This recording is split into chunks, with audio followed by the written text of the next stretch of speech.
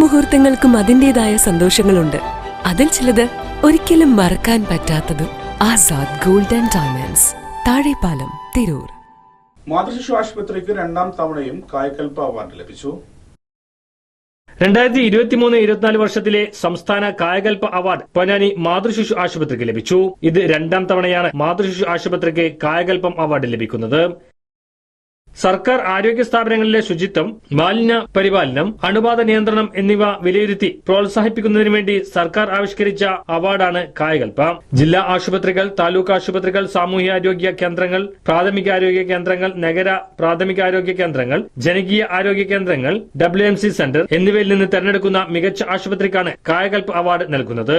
ആശുപത്രികളിൽ ജില്ലാതല പരിശോധനയും പിന്നീട് സംസ്ഥാനതല പരിശോധനയും നടത്തി അവാർഡ് നിർണയ കമ്മിറ്റിയാണ് ഏറ്റവും മികച്ച ആശുപത്രി തെരഞ്ഞെടുക്കുന്നത്.